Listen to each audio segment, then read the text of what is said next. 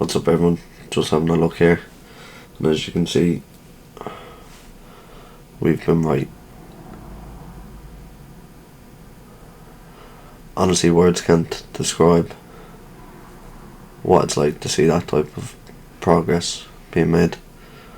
It really is mind blowing, just knowing the analysis, everything about it was correct, and here we are, speaking facts, real tangible money. So obviously what happened here with the yearly high there, up above here, I was measuring these 2 points, so if the high, 50% of that, as you can see it's playing around, and here it's just within that area.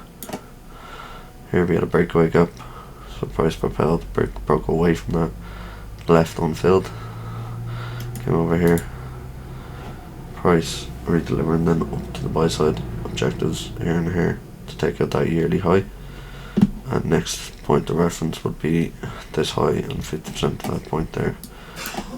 But coming close to the year, or close should I say to the year being over, so